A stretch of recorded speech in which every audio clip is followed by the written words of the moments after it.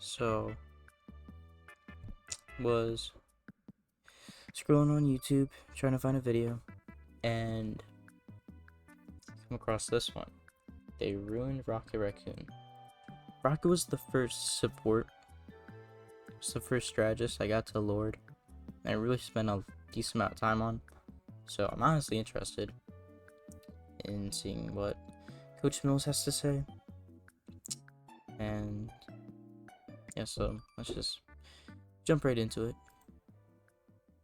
Now, recently we did a deep dive into the win and pick rates of many of the best characters in Marvel Rivals, and even in the highest elos of play, Rocket stands out as the most picked character in the entire game with still a very high win rate. Basically, Rocket is extremely good, if not busted right now, and has some of the highest win rate and pick rates that we have seen since the beginning, and it's actually the highest. Like, Rocket is doing extremely well, but that's not really the problem with Rocket right now. Busted? Probably, I just made an entire short about how it's like healing works and how like to like basically play Rocket and maximize your healing with him. I don't know. I don't think I see him get picked that often though, compared to like Invis and Cloak and Dagger and Luna. I've been seeing more Lokis lately in my ranked games, my comp games than Rocket. Now, there's actually a larger problem at stake here, and it comes to the design of Rocket himself and the way that the devs have changed Rocket going into Season 2. So, what exactly is the problem? Where did the Chad, what they change about him? He's definitely about to go into it, but like, how much did they like actually change about him? Because that's like, I know he's old. They added some bonus health to it, but like, did his healing change that much? It might have. I might have just not noticed, but developers misstep, and how do we fix it? Now, at the start of Season 2, Rocket got a major change to the point where I would say it's a rework. And there were three core things that got changed. Number one, Rocket's mobility got nerfed yeah, by a substantial true. margin, which was a key defining factor of the character we will revisit in a second. Another thing that's really important is that Rocket now got rewarded for hitting characters directly and can now burst heal them if he hit them with the orb, although once we found out very quickly that if you aimed at players' feet, you could hit them with the burst and you could hit them with the AoE twice, and it really increased their healing by quite a margin. And then last but I probably need to most do that more. importantly, Rocket's ultimate no longer just Shooting at their damage feet. boosted himself and allies nearby. It would give some amount of damage boost, a much lesser amount, but also would give overshields to everyone that is in range.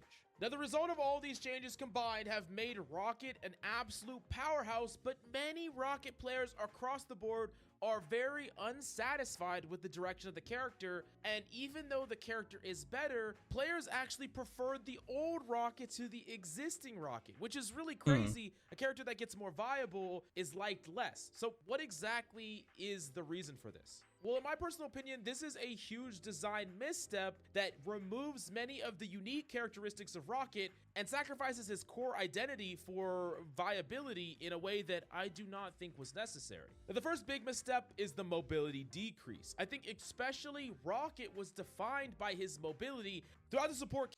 That is true. That is also one of the reasons I lorded him so quickly. Like, he was my second lord. His mobility was insane, dude. His two dashes combined with the wall crawling and wall running, it was really good in Season 1, being able to escape. But now, especially with, like, dive comps being, like, the meta, not having that extra mobility kind of sucks.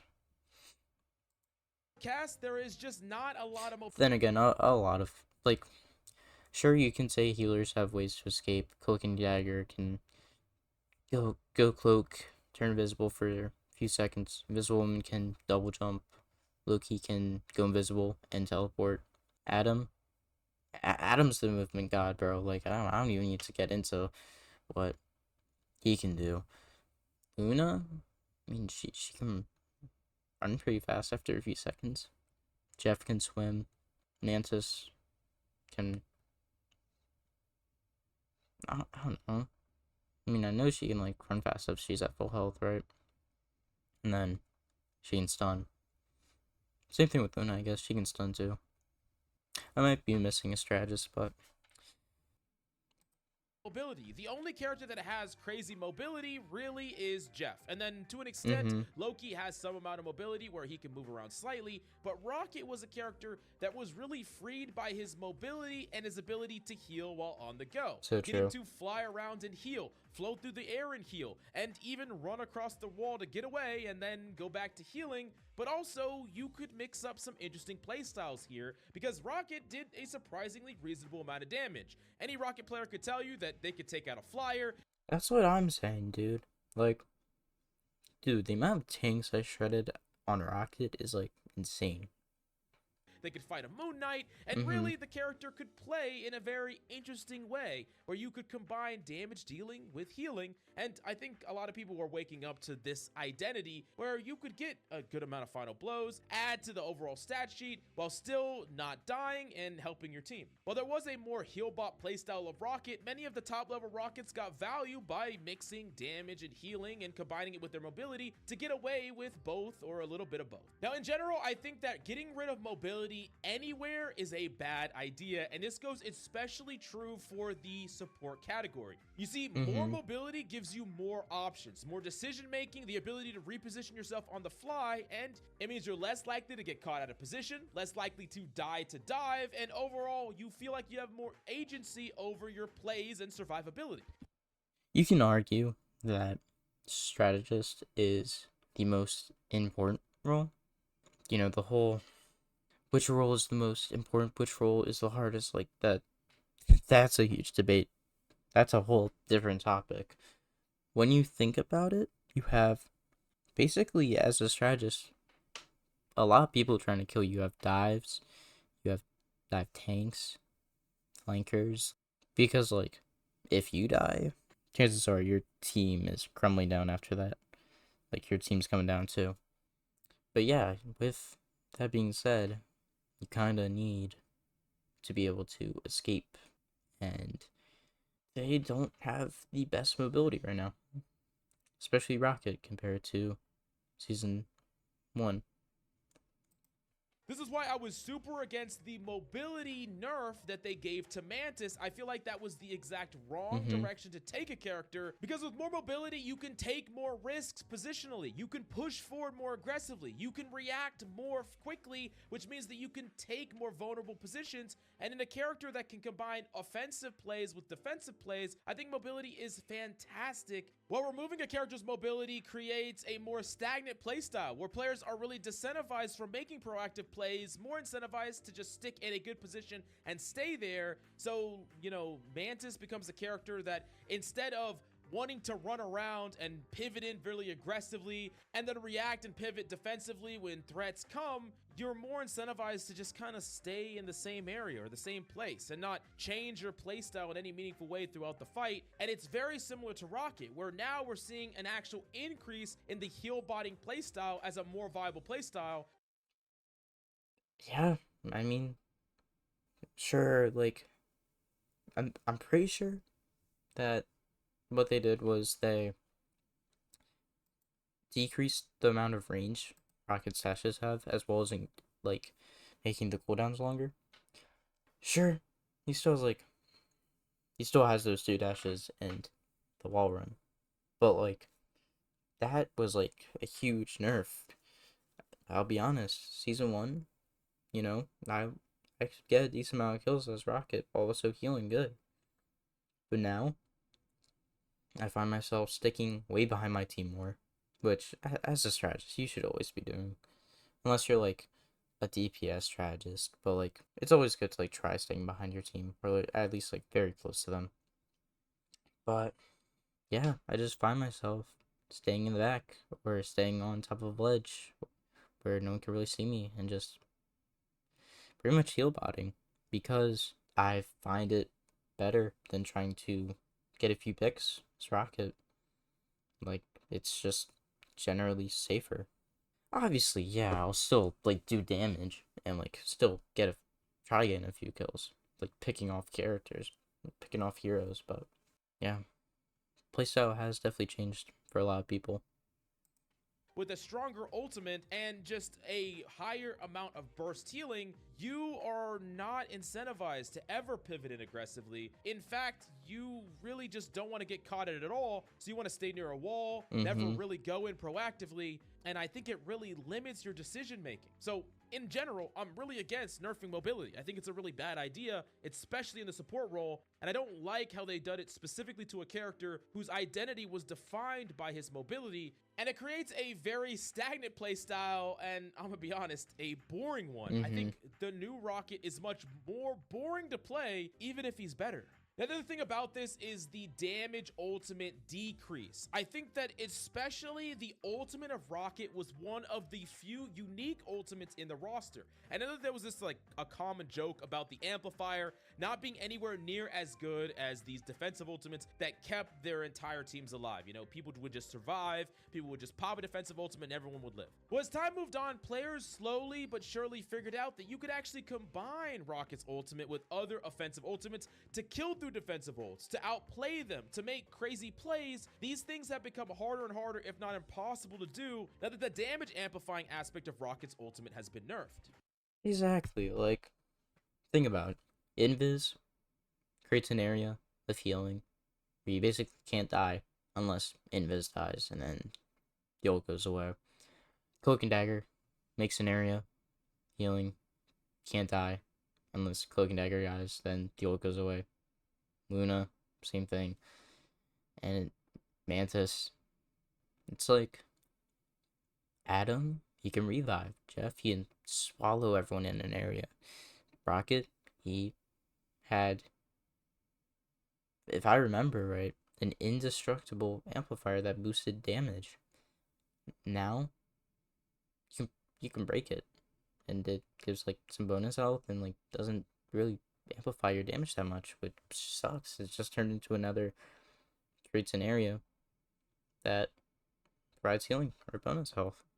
So So basically, a character that had an ultimate that was good enough to see play, good enough to win, good enough to combo, and was way more unique than all the other defensive ultimates or support ultimates that we saw, got changed to be very similar to all the other support ultimates. Because ultimately, that's what this is, no pun intended. That's what's happened to Rocket Ultimate. It has become very similar to other defensive ultimates. It keeps you freaking alive. And let's look at Luna Snow's ultimate for a second. An ultimate that primarily will keep you alive, but also can be flipped on to deal extra damage, to combine with some ultimates. This just does a little bit of both at the same time. And I think that in general, support ultimates that are just, we keep our team alive, that's a pretty boring design. I think most of the most boring aspects of Rivals come from the fact that there are certain ultimates that just instantly kill you if you don't have a defensive ult, and there are certain ultimates that keep you alive no matter what happens for a very long period of time, like 12 seconds with Luna Snow. Now, we're not here talking about ultimate balance or ways to make more interesting and decision-making ultimates and stuff like that. We'll talk about that a little bit more in another video. But specifically for Rocket, I think that he had an ultimate that was very unique and different from the rest of the roster,